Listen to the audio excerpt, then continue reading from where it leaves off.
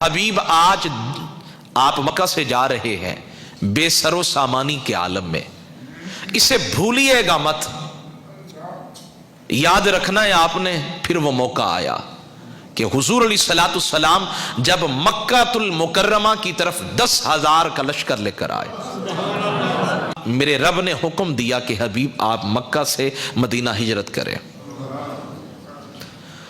اب جب حضور مکہ سے مدینہ ہجرت کر کے جا رہے ہیں، میں تھوڑی توجہ آپ کی چاہوں گا۔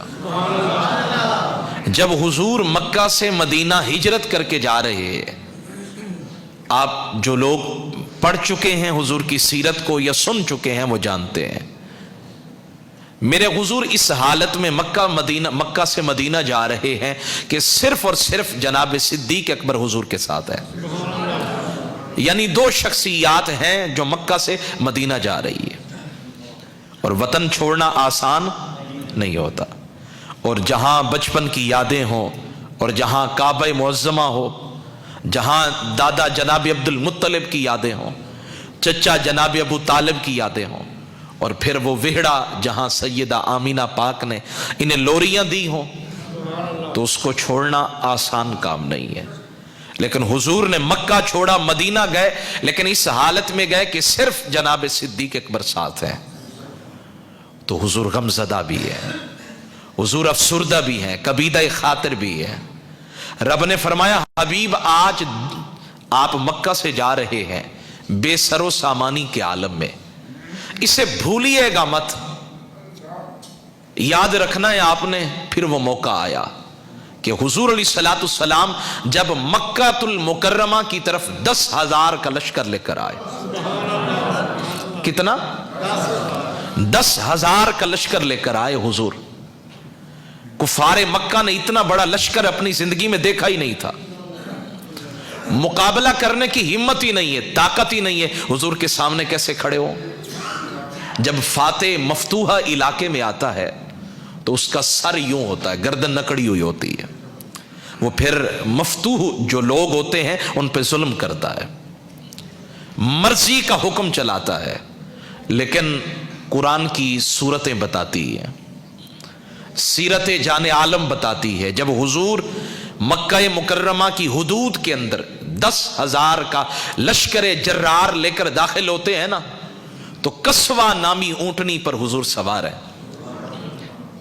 یہ وہی مکہ والے ہیں جنہوں نے اونٹ کی اوجری ڈالی تھی، یہ وہی مکہ والے ہیں جنہوں نے آپ کے صحابہ کو پریشان کیا تھا۔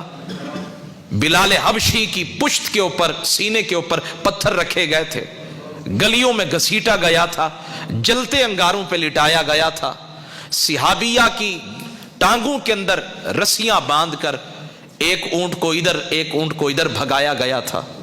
اتنے مظالم کے باوجود حضور جب مکہ کی سرزمین پر قدم رکھتے ہیں نا، سواری پر سوار ہیں، یوں تشریف نہیں لائے، بلکہ حضور کی گردن مبارک سر انور جھکا ہوا ہے، اور اتنا جھکا ہوا ہے بندہ کتنا جھکا سکتا ہے؟ فرمایا حضور کی پیشانی مبارک اپنی سواری کے، اپنی اس اونٹنی کے پالان سے لگ رہی ہے، یوں آنکھوں سے آنسو بہ رہے ہیں، حضور روئے جا رہے ہیں۔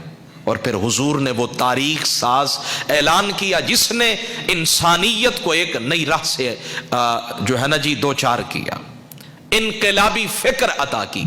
میرے محبوب نے فرمایا دشمن کو گرانا صرف اس طرح نہیں ہوتا کہ اس سے بدلہ لے لو، اگر چاہتے ہو کہ دشمن جو ہے نا دشمنی باقی نہ رہے اس کے اندر، وہ تمہارا دیوانہ ہو جائے، تو فرمایا پھر اسے معاف کر کے دیکھو۔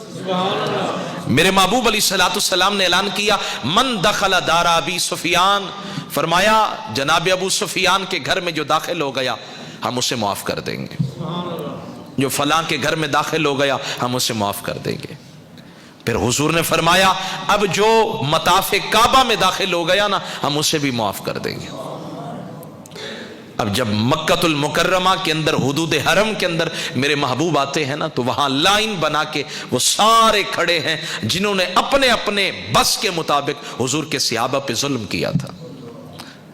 اب وہ لرزہ بر اندام ہے، چہرے پہ ہوائیاں اڑی ہوئی ہیں کہ حضور کریں گے کیا؟ آج تو موقع ہے، قدرت ہے، حضرت عمر جلال میں آ گئے، کہنے لگے آج بدلے کا دن ہے۔ حضور نے فرمایا عمر یہ تو نے کیا کہہ دیا؟ آج بدلے کا دن نہیں ہے، آج باہیں پھیلانے کا دن ہے، آج مرحبا کہنے کا دن ہے، آج گلے لگنے کا دن ہے، آج تو آنسو پوچھنے کا دن ہے۔